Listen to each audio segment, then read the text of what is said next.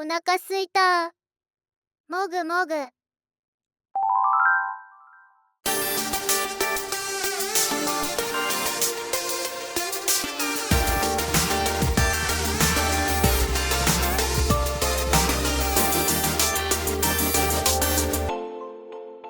はい、どうも、しんです。本日もアークサバイバルエボルブドをやっていきます。本日はですね、お伝えしておりました資源に関して複数に分けてのご紹介となるんですが、第1弾といたしましては、要素的に一番安全に確保できるものになっておりますし、かなり要素が多くてですね、エクスティンクションやってた人ならわかると思うんですが、最近始めた人だとなかなか全部つかみきれていない要素になるかと思います。こちらのガチャについて徹底解説になります。あまり想定はしてなかったんですが、個別生物についての徹底解説の第1弾にもなります。ガチャですね、かなりいろんな要素が詰まってますし、最近の新生物って結構いろんな要素入ってたりするんですが、それと比べてもかなりいろんな要素が詰まっているものになっておりますので、極力ですね、簡潔にわかりやすくまとめていこうかと思っておりますので、最後までよろしくお願いいたします。普段ですね、こういった形でトラップであったり、建築動画、冒険動画、あとチュートリアルなどをお送りしておりますので、ちょっとでも役に立ったよとか、面白かったよっていうのがあれば、ぜひ高評価、あとチャンネル登録よろしくお願いいたします。Twitter の方でもですね、いろいろ速報的な情報であったりですね、ちょっとした情報みたいなものとかはいろいろ共有しておりますので、ぜひ Twitter の方もフォローよろしくお願いいたします。では本編どうぞ。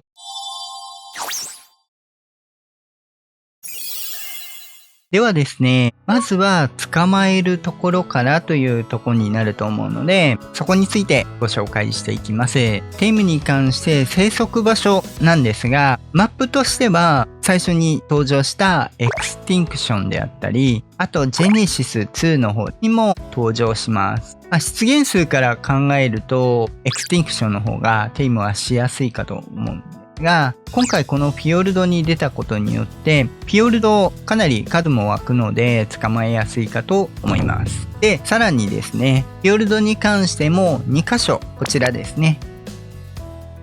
分布しておりますので、都合がいい方ですね、使っていただければと思います。割とアスガルドの方が平地になっているので、見つけやすいかとは思うんですけど、周りもいろいろあるので、都合がいいところを利用いただければと思います。では、テイムについてですね、本来こちらのミドガルズ、この本土に関しては出てこないんですが、さすがに向こうまで行くのも時間のところがあるので、ここで出します。中立になっているので、攻撃したら攻撃してきます。あと、周りの他の野生生物と戦闘を始めてしまうとテイムができません。普通にこうやってうろちょろしている時に関してテイムができる状態になります。テイムに関して、まず餌に関してなんですが、効率としてはこちら。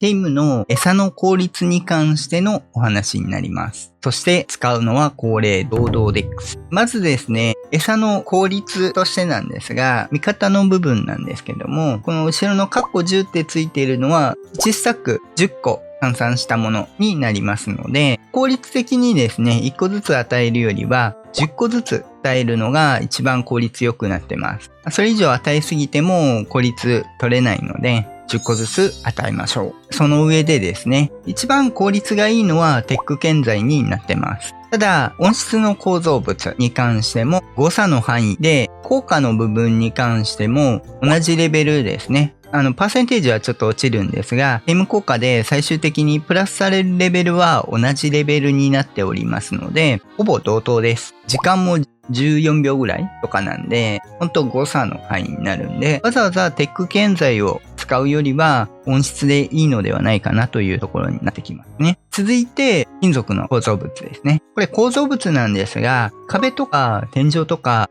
種類は特に問われません。金属で建材としてできているものであれば何でもいいので、それこそ電線であったりとか、必要個数が少ないものを利用いただければ効率が上がります。業態効果っていうところですかね。ここからの石、木材も含めてになってくるんですが、ここ3つに関しては多少効果はもちろん変わってくるんですが、時間にして30秒ぐらいずつしか変わらないですし、ゲーム効果、レベルに関してはさほどガチャ気にされない部分ではあると思うので、ここもだいたい誤差の範囲っていうところになってきます。なんで、ここに関してはやはり効率的にさほど差がないと思っといていただいていいかと思います。あとそこに近い部分で金属の工具ですね。斧とかピッケルとか鎌とかですね。そういったものに関して、フィヨルドの場合は海辺にある箱を壊していただくと結構金属の工具出てきたりするので、そういうので集めていただいて利用いただくっていうのも一つです。なかなか最初の頃ですね、建材作ってテイム行くのが大変っていうところもあれば、そういった利用の仕方もあります。ここからちょっと効率が落ちて、藁の構造物、続けて白袋のペレットになります。ここに関して必要個数やテイム効率自体は変わりません。ただ、時間がペレットの場合1個ずつになるんで、かなり時間を食います。そこがちょっと効率的に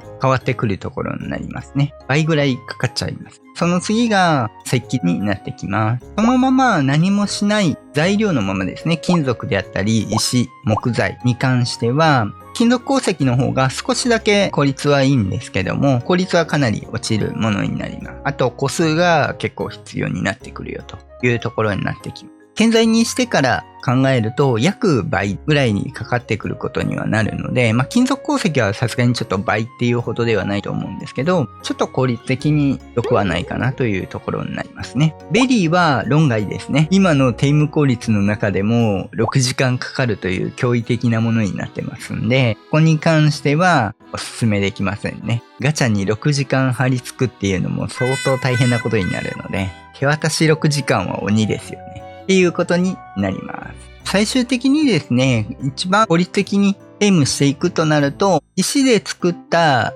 パイプであったりとか、必要数少ないものを活用いただくのが一番効率的だと思います。あとは余っているものっていうところですかね。以上です。ということで、まず、今すでにもう準備しているんですが、石のパイプですね。製作としていろいろ建材あります。テック使うのはさすがにちょっともったいないかとは思うので、こちらですね。先ほどご案内した通り、石、木材、鉄の建材に関してはさほど差はないです。その上で、木材とかでも少ないものでだいたいこちらとかですかね。地中で木材が10個とかになってくる。が、一応石だとやはり効率少なく済むのがこのあたり石のパイプでこの垂直とか直線ですね。あとこの柔軟なパイプに関しては石5個で1個できるのでかなり効率的だと思われます。十字パイプとかは15個とかかかってくるので傾斜とか10個ですねかかってくるのでちょっと倍かかってしまうんでこのあたりがいいかなと思います。鉄を使う場合であれば、同じくパイプですね。鉄のインゴット2個で作れますんで、垂直とかであれば。ということで、ご活用いただければと思います。あと、このあたりの電線ですね。鉄の場合は、パイプの場合、セメントを使うので、電線の方がインゴットだけで作れる分ですね、効率的になってきます。温室の建材も効率一番いいものの部類に入るんですけども、結構水晶を使ったりとかがあるので、一番少ないものだと、傾斜付きの壁が一番効率的にはいいんですが、エングラム取ることを考えると、三角天井とかですね、両扉枠とかの方がいいかもしれませんね。集めやすさとか総合して、石のパイプが一番いいんじゃないかなと思っております。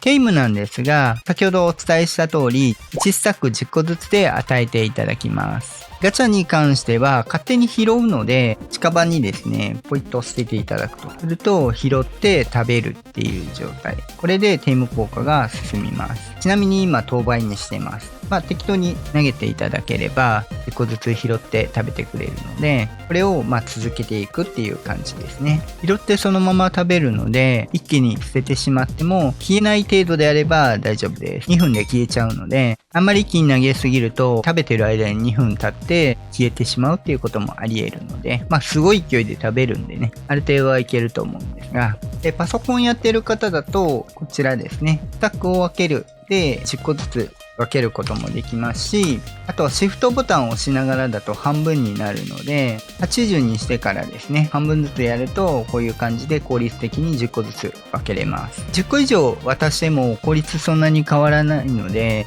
10個ずつしましょう。無駄に食べられちゃうことになっちゃうので、ご注意ください。間違っていうやつ投げてですね、食べられないようにご注意ください。はい、できました。これでテーマできた状態になってます。ゲームに関してはこんな感じでやっていただくというものになります。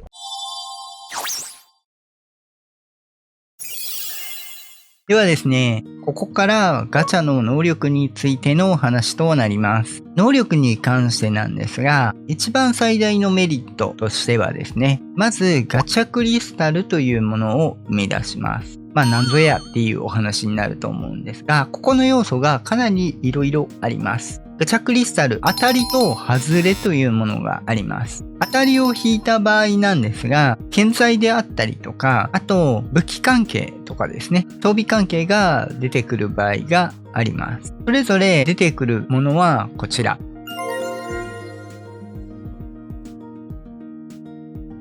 ライオット装備とか普通に装備としてもいいですし、砕けば有機ポリマーになるんで結構便利だったりします。ただ、エクスティンクション実装当初はですね、かなり思考のぶっ壊れなものが出てたんですが、アップデートが入りまして、そんなに高い品質のものが出なくなりました。なので、あまりここで使われている方っていうのは、今は少ないかと思います。本題はこの外れの部分になるんですけども、このサークルメニューを開いていただいて、生産という部分があります。これに関して6個ですね、各個体によってここの内容は変わってきます。この外れを引いた時にですね、クリスタルで何の資源を得るかというところに関して全ても選べますし、固定することもできます。全てであったり何も設定していなければ、この中からランダムで外れのものが出てきます。例えば黒真珠とかに選んでおけば、外れを引いた場合に関しては黒真珠だけが出てくるというものになってます。次にここの設定なんですが、ブロックが3つに分かれています。全て入れると4つですけど、ここの6つに関してですね。右の3つに関しては通常ですね。ここの2つに関しては珍しいという部分になります。一番こっちに関してはレアな部類になります。ここがランダムで抽選されてどれかが割り当てられるというものになってます。ここで獲得できる資源ですね。等級も含めてまとめたものがこちら。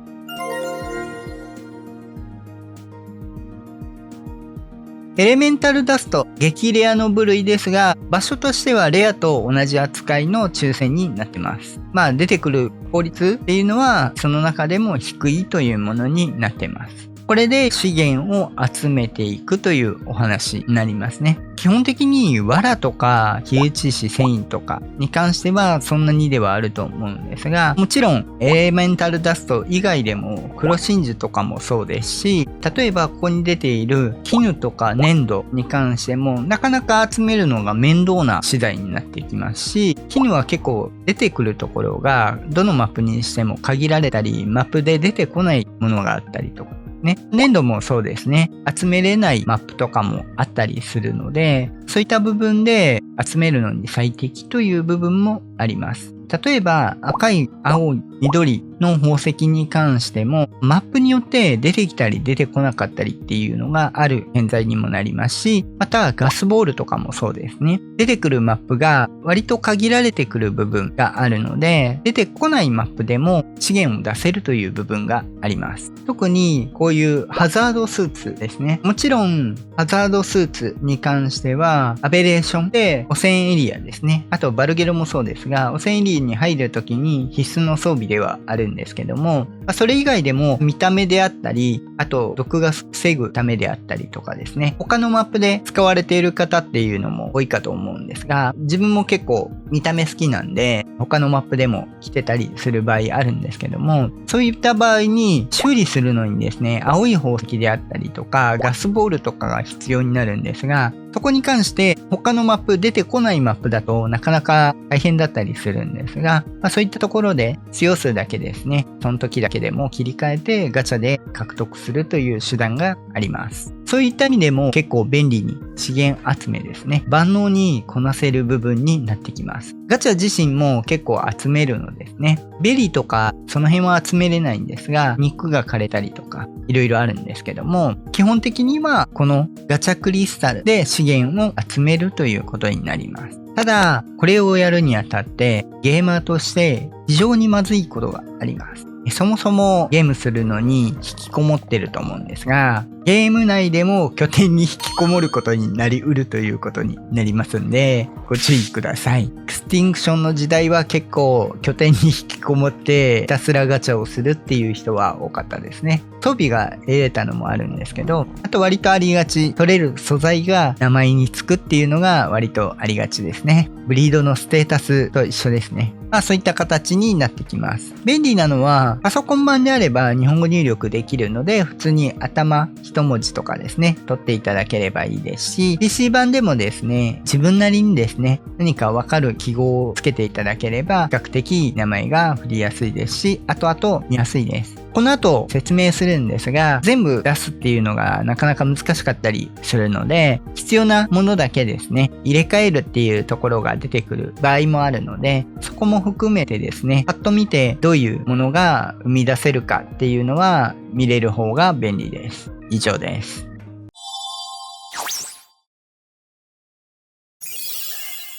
では続いては生産の効率についてのお話です。ガチャに関しては、インベントリー内に入れたリソースを消費してガチャクリスタルを生み出していきます。先ほどお伝えした通り、外れの部分であるリソースを生み出す部分と当たりの部分である装備品とか建材とかを生み出すクリスタル2種類分かれます。ここからのご説明で少し分かりやすいようにするために装備品とかのクリスタルを戦利品クリスタル、外れの部分ですね。選択した資材を生み出すものをリソースクリスタルと呼称します。効率を上げることによって戦利品が出る確率が上がる部分と品質が高いものが出る確率が上がる部分があります。ただ、リソースの面に関しても効率を上げることによって1個のクリスタルから生成される個数が上がっていきます。先ほど資料の方で見ていただきましたが、リソースの方もですね、レア度によって上限個数が決まっている部分はあるんですけども、もちろん常に出てくるものではなくて、それ以下の個数で出る場合もあります。なので、効率を上げていくことによって、1個のクリスタルから生成される個数が増えていくので、効率が上がるというところになってきます。あと、餌の消費であったり、生産スピードも変わってくるので、そのあたりのお話をしていこうかと思います。食べていく餌についてなんですが、餌に関しては何でもいいです。石とかでもいいですし、建材とかでも余ってるもの、いらないものなどを与えて何でも食べてくれます。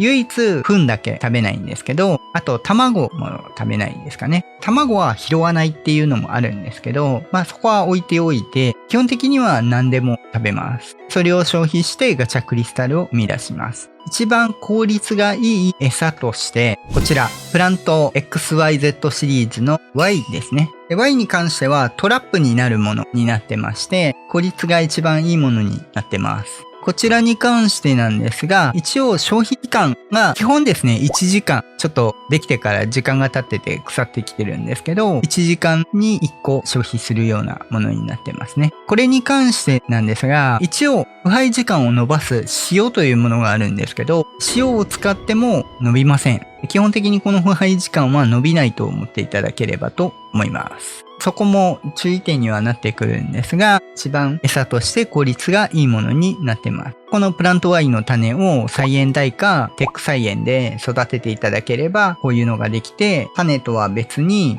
こちらのプラントワイトラップを生み出すというものになってます。これが一番ガチャの好む餌として効率が上がるものとなっております。リソースではなく戦利品を生み出すときに関しては注意が必要なものですね。効率的に使っていただければより良いものを生み出すことができます。次にですね、こちらステータスの部分なんですが、ガチャに関しては恐竜に珍しく制作スキルというものがあります。制作スキルを上げるとどうなるかというところに関してはクラフトの速度が上がります。ガチャクリスタルを生み出す速度ですね。先ほどの1個に含まれるリソースの量が変わってきます。次に戦利品の質が向上します。数値的なお話でいくとベストラインとしては160になります。多少数パーセントを超えてもいいんですが、そこが一番リソースの量が多くなる部分になります。消費も抑えれてっていうところですね。ただ、戦利品を求める場合に関してはもっと上げる必要が出てきてですね、上限として260ですね。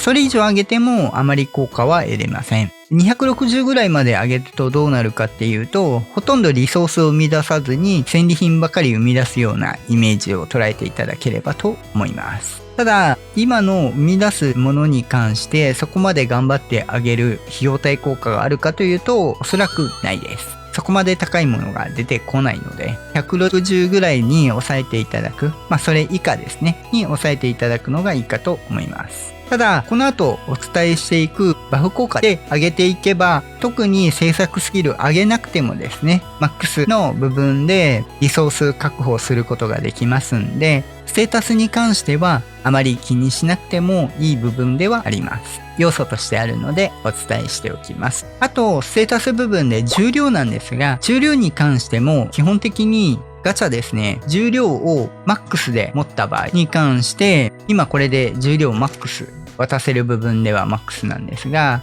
石ですね、どんどん前に置いていくとどんどん拾っていきまして、重量以上に持ってくれます。なので、ここの恐竜の持てるスタック数の上限っていうのはあるんですが、重量に左右されて出なくなるっていうことはないので、重量もさほど気にする必要はないです。最初にこうやって一気に渡せる量はもちろん変わってくるんですが、あとはそのまま前に投げていただいて拾ってもらうというところですね。投げないといけないので一気に渡した方が楽なので、多少重量あった方が最初の部分は楽かもしれないんですが、基本的にはこの投げ込みで持っていただければいいと思います。実際今は重量無限モードになってるんでいっぱい持ってますけど、基本的にプレイヤーの重量もあるのでそんなに気にする必要はないかと思います。ほとんど投げ込みで渡すことの方が多いと思うので、ステータス面は以上です。次にですね、バフ部分になってくるんですが、こっちでやるとややこしいのでこっちでいきますね。バフに関してこちらのフクロウのペレットっていうのがあります。フクロウが糞の代わりに口から出すやつですね。これに関して与えていただくと、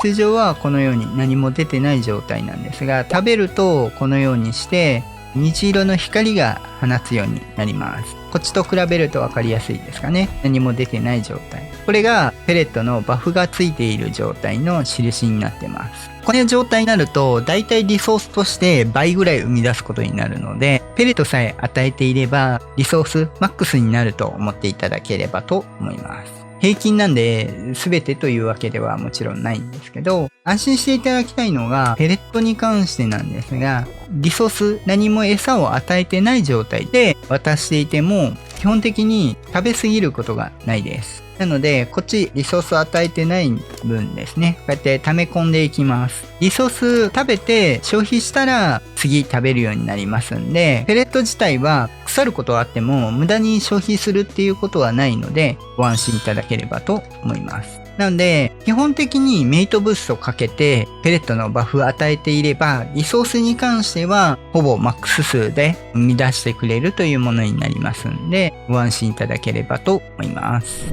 この効率に関して今は効率上がる方をお話ししましたが、もう一つですね、効率が下がる方があります。ガチャくんですね、気難しくて、それぞれ別の生物、オス、メス一対であればいいんですが、このようにですね、オス、メス一対でいる中にもう一人オスでもメスでも入ってしまうと、ガチャの顔がまずこの悲しい顔に変わります。あと、背中の方に虹色だったやつが黒いモヤモヤに変わります。これがガチャの悲しいという状態になりまして、究極に生産効率が落ちます。これに関してはある程度距離が離れれば可能です。距離なんですが、マス目にして、スタート地点がこれですね。この両扉枠を置いているこのマスを1と考えて、ガチャが乗っている位置ですね。微妙に奥行きで変わってくると思うんですけど、ここからずらーっといって、この位置、これ1個前のところはアウトです。この位置だとセーフです。この距離で並べていただくと悲しい状態ではなくなるということになります。以上が生産効率の部分のお話になってきます。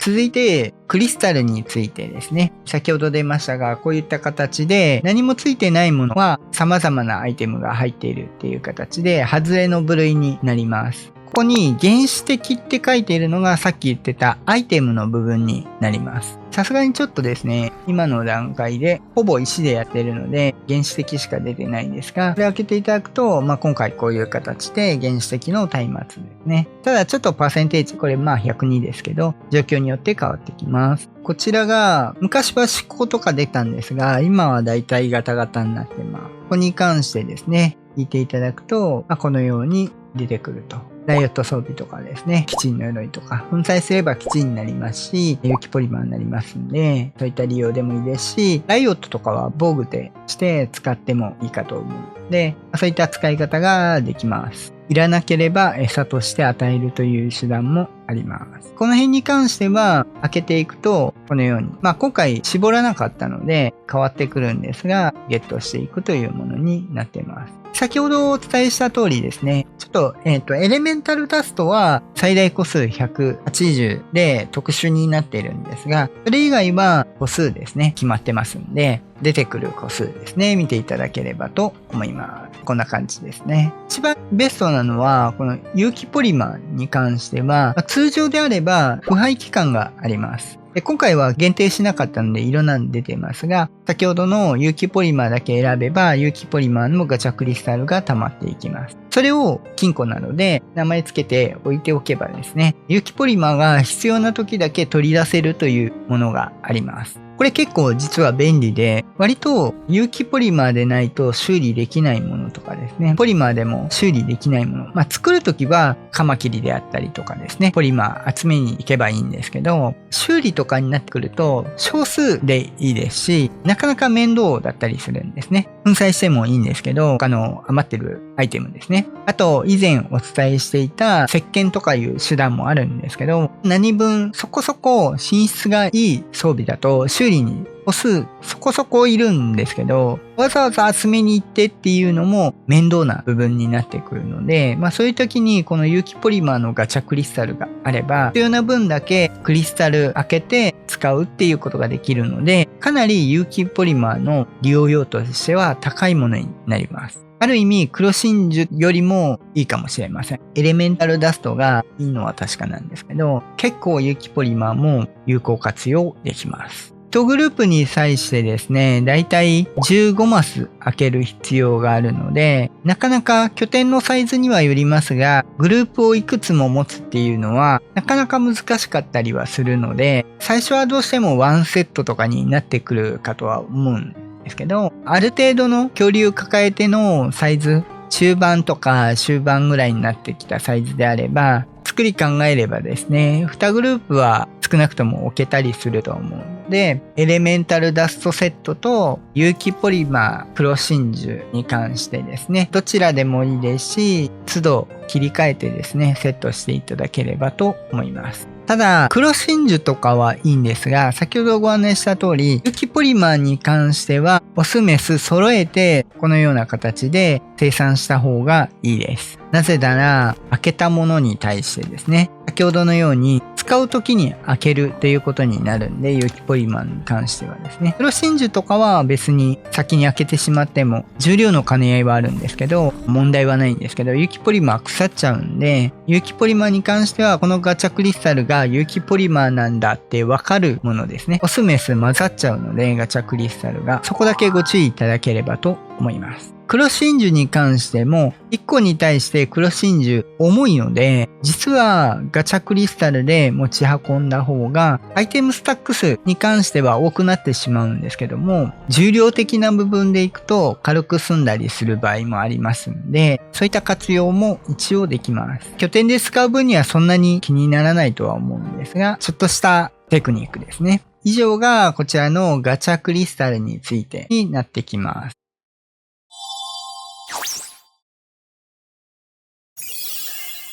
ガチャを運用する上でかなり注意しないといけない点が1点あります。ガチャに関しては何でも食べます。有機ポリマーもそうですし、今手に入れたガチャクリスタル、あと、松明とか、素材ですね。何でも食べちゃう部分があるんですけど、それこそですね、恐竜が入ったクライオポットとかも食べてしまいます。移し替えで何かのミスでですね、うっかり主要恐竜とかポットに入れてる恐竜をガチャのインベントリーですね、入れてしまうと食べられてしまいます。心痛いんで試さないですけど、ご注意ください。一番多分やらかして痛いお話になってしまうので、ここはご注意いただければと思います。ただし、ペレット以外の糞に関しては食べないので、ここはご安心いただければと思います。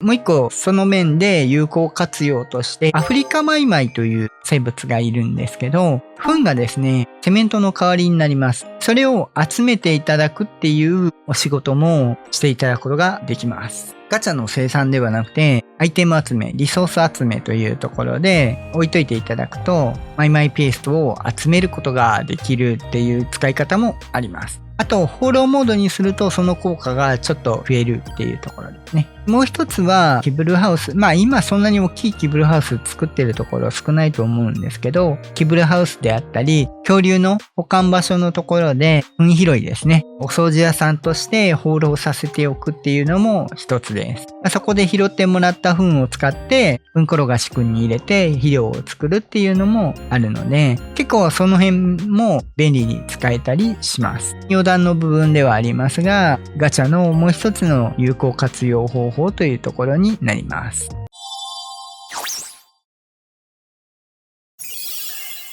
続いて、ブリーディングについてお話になります。ブリーディングに関してガチャは妊娠タイプになってます。このあたりの詳しいお話はチュートリアルブリーディング編の方でご確認いただければと思います。ガチャのブリーディングのメリットに関してなんですが、ガチャに関してはリソースの部分に関して親から引き継ぐわけではありません。赤ちゃんが生まれた時点で再度出産が行われて生産の部分に出てくるリソースが決まってきます。なのでガチャをテイムしなくてもブリーディングすることでガチャのガチャができます。何を引くかっていうところですね。赤ちゃんを産ましてエレメンタルダストであったり必要なリソースを集めるっていうことができます。ガチャがテイムできないところであったりとか、テイムに行くのが面倒な場合、時間がないとかの場合に関しては、ブリーディングで集めるという手段もできます。その上で、少しガチャですね、いろいろややこしい部分があるんで、ブリーディングのお話をしていこうかと思います。ガチャのブリーディングのやり方に関してはですね、結構いくつかある部分があるんですけども、こちらに関しても見ていただいた通り、これクレオ真珠の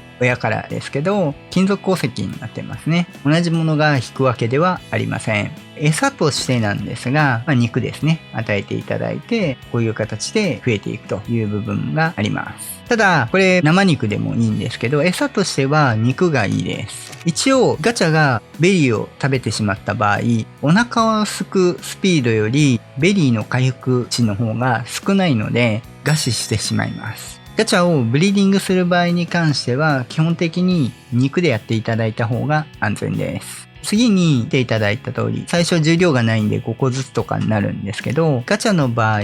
この赤ちゃんの状態でもですね、こうすることによって拾っていきます。ういう形で自分で拾っていくので、重量以上に持つことができます。大量に渡してですね、餌を維持することができます。ただ、この手段を取った場合なんですが、ガチャの場合、食べ過ぎてしまいます。もともとリソースを食べて生産するという部分があるので、もちろんガチャクリスタル生み出すわけではないんですが、必要数以上にこの食料をですね、食べてしまうという欠点があるので、消費が必要以上にしてしまうという部分が出てきてしまいます。そこにあたってはご注意いただければと思います。幼年期とかにも含めてですね、安定的に与えれることになります。青年期に入った場合に関しては、当然ながらですね、餌箱から食べるんですが、餌箱に関して、先ほどご案内した通り、ベリーを食べてしまった場合に関しては、ベリーの回復値よりお腹すくスピードの方が速いので、食料値を回復しません。なので、どうなるかっていうと、餓死します。なので、範囲内の餌箱の中にベリーがあったりすると、ベリーを食べてしまって餓死してしまうっていう場合もあるんで、餌箱の中身はかなり注意が必要となります。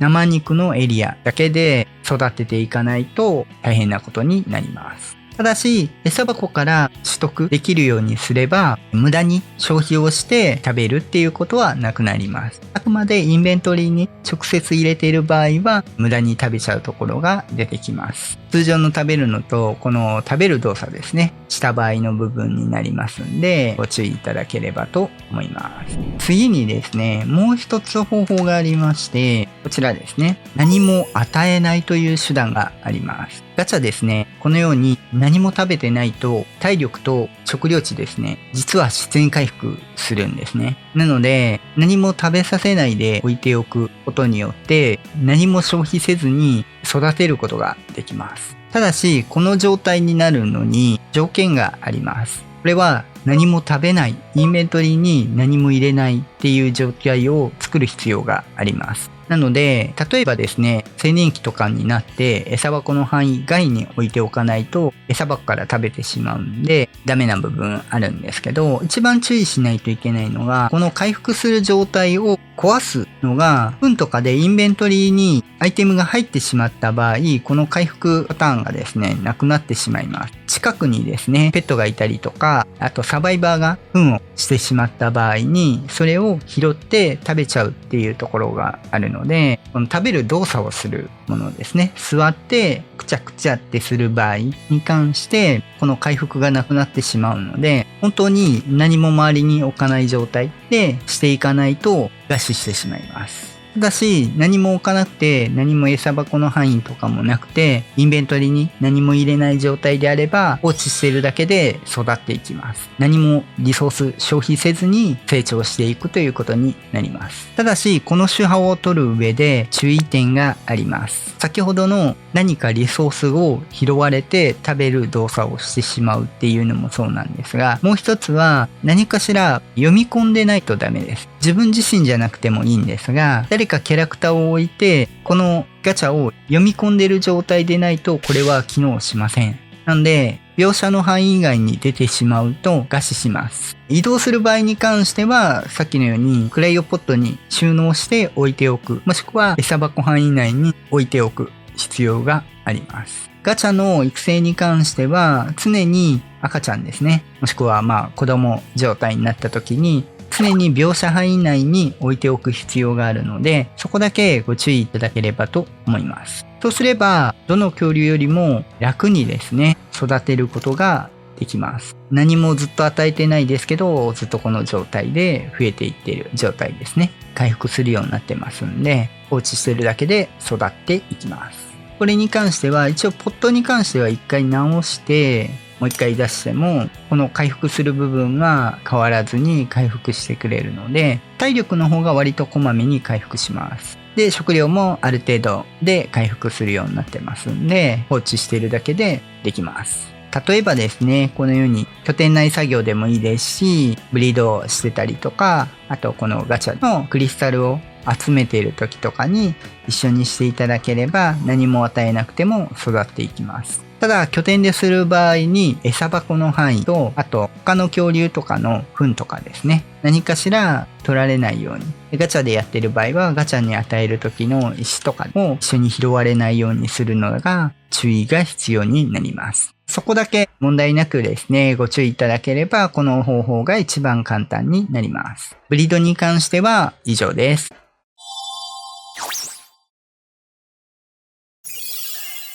ではいかがでしたでしょうか？本日はですね、ガチャについての徹底解説という形でお送りさせていただきました。かなりですね、要素が多い部分もありますし、ちょっと簡潔にまとめさせていただいているので、至らない部分も、ちょっとわかりにくかった部分ももしかするとあるかもしれないんですが、この後ですね、Twitter の方で利用した資料の方も配布いたしますし、公式ウィキであったりとかですね、対象の URL もですね、概要欄の方に貼り付けておきますので、参考にしていただければと思います。こういった形で安全にですね、資源が集めれるという部分もありますし、他のマップ行った時でもですね、手に入らない資源を手に入れるという手段、そしてエレメンタルダストをゲットできるというものがあるので、かなりテック拠点とかされてる人であれば、ジェネレーターの運用としてですね、必要になってくるかと思うので、ぜひご活用いただければと思います。一から捕まえるか、ブリードをするかっていうところに関しては、個人の好みがあると思うので、好きな方でやっていただければと思います。では本日は以上となります。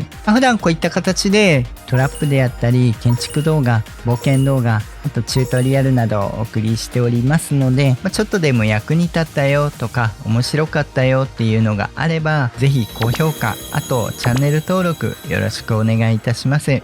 Twitter の方でもですね、いろいろ速報的な情報であったりですね、ちょっとした情報みたいなものとかはいろいろ共有しておりますので、ぜひ Twitter の方もフォローよろしくお願いいたします。ではまた次回お会いいたしましょう。バイバイ。